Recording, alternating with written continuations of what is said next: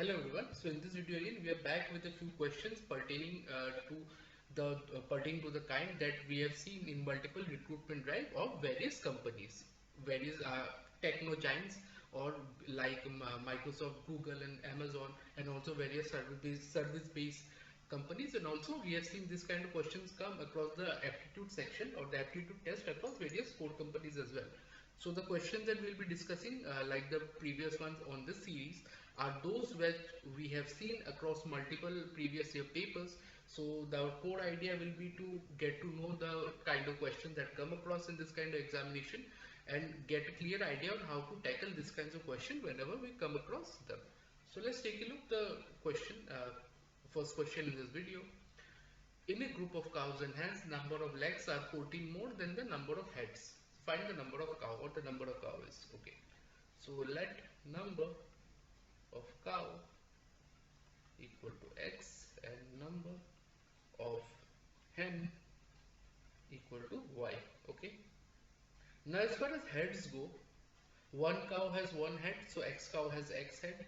One hen has one head, so y hen has y heads. And if we talk about legs, so one cow has four legs, so x cow has 4x legs.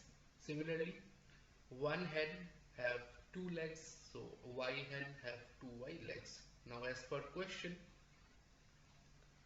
number of legs is 14 more than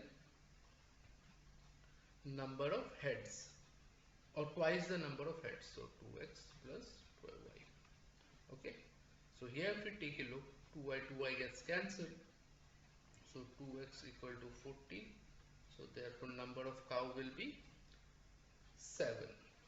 So I hope this is clear. Okay, so it was a fairly simple question. Now let's take a look at the next question. So here's a few questions based on distribution. Let's take a look. I have a few sweets that are to be distributed. If I keep 2, 3 or 4 in the packet, then I'm left with one sweet, and if I keep 5 in a packet, then I'm left with none. Okay, find the minimum number of sweets that have to be packed and distribute. Okay, so as for the question, suppose the number of sweets be n. Okay, so when I keep the number of sweets in the packet being 2, 3 or 4, I have one remainder. So n is basically in the form of 2k plus 1, and is again in the form of 3k plus 1, the k1, k2, and n is again in the form of 4k3 plus 1. Okay, so this is my form. And now it's also given that when 5 there's no sweet left, so n is a multiple of 5, so n is equal to 5k4.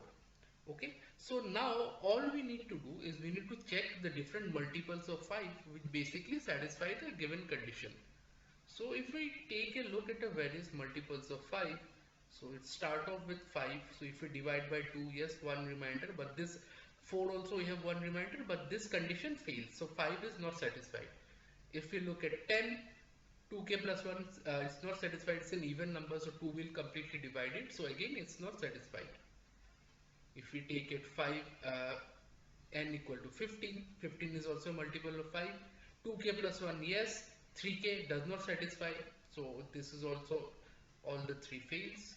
If we take a look at n equal to n equal to 20, 4k plus 1 does not satisfy, 20 is a multiple of 4, it fails again. If we take a look at n equal to 25, 2k plus 1, yes, it satisfies, 3k plus 1, 24 plus 1, it satisfies, 4k plus 1 again, 24 plus 1, yes, it satisfies. So therefore the minimum number that is required is 25. So I hope this is clear how we arrived at the conclusion. Basically we'll take a look at all the different multiples of 5, and then we just verify with the conditions in accordance to that. So hopefully everything is clear pertaining to this question. Now let's take a look at the third question. Yes, the third question here is of time, speed, distance and particular trains. Let's take a look.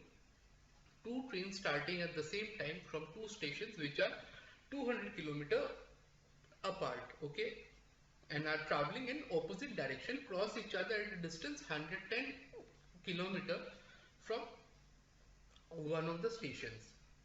So we need to find the speed ratios. Okay, so let me draw the condition first. Say this is my two stations. Okay, this is my two stations. Say this is station A, this is station B. Okay, now train P, it starts, train P, say it starts to go in this direction, and train Q, it starts to move in this direction. Okay, sorry, Q. Okay, this particular distance is, this distance is 200 kilometers. Okay, it's 200 kilometers.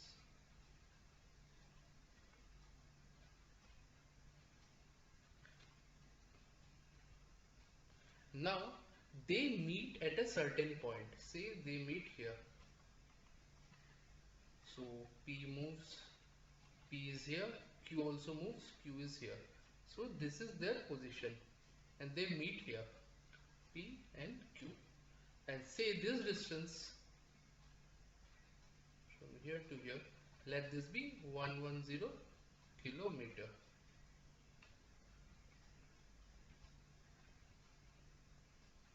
Okay, say this is 110 kilometer. So therefore this particular distance will be 900 kilometer, that is 200 minus 110, or 200 minus 110, 90 kilometer, my bad. This is 90 kilometer.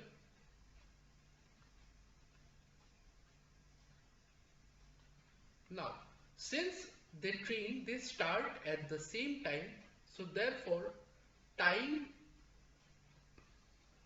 that both these trains travel, train travel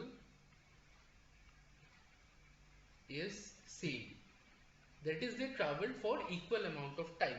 So one thing we can know is that we already have the relation like speed equal to distance into time. So therefore if we represent the same in terms of time, we have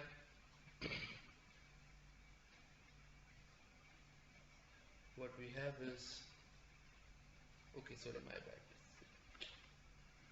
I made a silly mistake over here. It's distance equal to speed into time.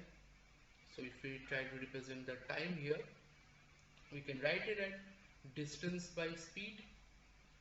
Okay, so when time is constant, suppose if time is constant, therefore we can say speed is directly proportional to distance. We can say that speed is directly proportional to distance as time is constant. So here we can see speed of P will be directly proportional to distance of P, and speed of Q will be directly proportional to distance of Q.